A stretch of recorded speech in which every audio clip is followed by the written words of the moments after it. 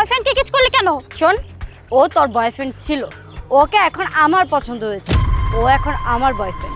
এই তুই এটা কি বলছিস? এটা কি মামার বাড়ির আবদার নাকি যে আমার পছন্দ হলো আমি নিয়ে নিলাম? আমার যখন যেটা পছন্দ হয় আমি তখন সেটাই। এই কি কথা বলছে এই মেয়েটা? এই মেয়েটার মাথা খারাপ নাকি? এক মিনিট।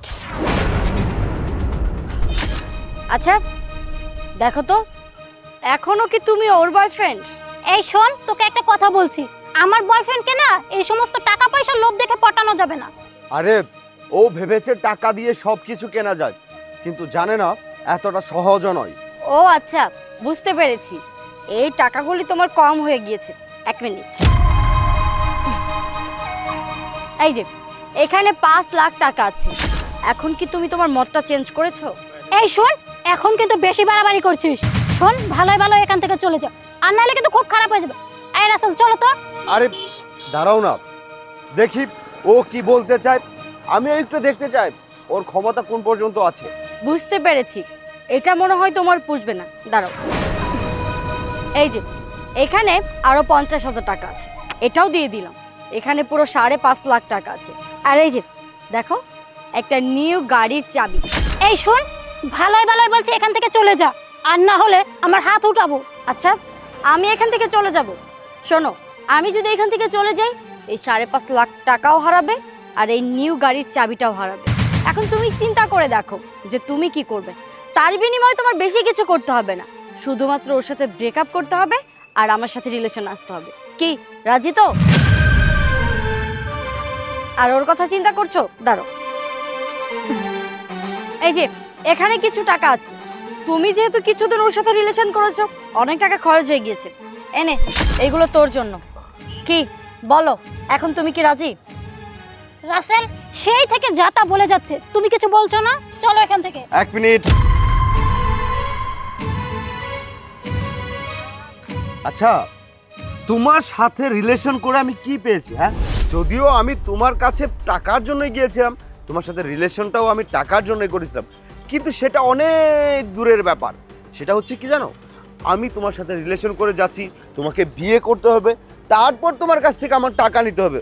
অথচ দেখো, এই মেয়েটার সাথে রিলেশনের শুরুতেই আমি এতগুলো টাকা পেয়ে গেলাম, না জানি ওর সাথে থাকলে বা ওকে বিয়ে করলে আমি কত কোটি টাকার মালিক হয়ে যাব। শোনো, আজকে আমার কাছে টাকা আছে, বাইক আছে, তোমার সাথে থাকা অবস্থায় আমার কি ছিল? কিচ্ছু ছিল না। বেবি চলো। আখি, তোকে আমি কি বলেছিলাম? বলেছিলাম না সব পুরুষই এক হয়। হ্যাঁ তুই ঠিকই বলেছিস, আসলে সব ছেলেরাই একই রকম হয়। এইসবের মানে কি? মানেটা আমি বলছি। কবিতা জানিস, আজকে না আমি অনেক খুশি, ফাইনালি আমাদের বিয়েটা হতে যাচ্ছে। যাকে এতদিন ভালোবাসতাম তাকে আমি এখন নিজে করে পাবো।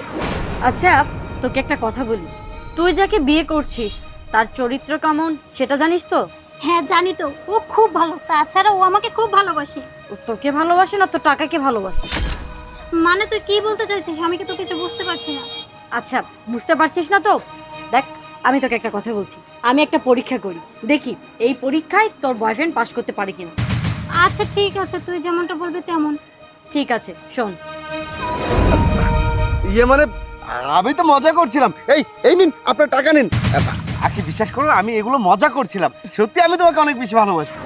আচ্ছা আপনি যে টাকাগুলি নিয়েছিলেন, দেখুন তো আদৌ এই টাকাগুলি আসল কিনা। আরে এটা তো নকল টাকা। দেখেছো, আমি বললাম না, আমি বুঝতে পেরেছিলাম, আগেই বুঝতে পেরেছিলাম, এই জন্যই আমি মজাটা করেছিলাম। তোমার এই নাটক বন্ধ করো। ভাগ্যিস আমি আর আমার বান্ধবী মিলে এই প্ল্যানটা করেছিলাম, আর নইলে তোমার এই আসল চেহারাটা আমি তো কখনোই ধরতে পারতাম না। যদিও আমাদের বিয়েটা হয়ে যেত, তাহলে তো তোমাকে এই অফারটা যদি অন্য কোনো মেয়ে দিত, তুমি তো তার সাথে চলে যেতে। যাই হোক, তোমার আসল রূপটা আমার সামনে চলে এসেছে। আখির দেখো, তুমি কিন্তু আমাকে ভুল বুঝছো, আর আমি জানতাম এই সমস্ত নকল টাকা, এই সমস্ত নাটক। দেখো তুমি কিন্তু আমাকে ভুল বুঝছো, আমি সত্যি তোমাকে অনেক ভালোবাসি। চুপ, একদম চুপ, তুমি আর একটা কথাও বলবে না। ভালোই ভালোই বলছি এখান থেকে চলে যাও, আর নাহলে তোমাকে আমি পুলিশে দেবো। কবিতা চল। আরে আখি আবার কথা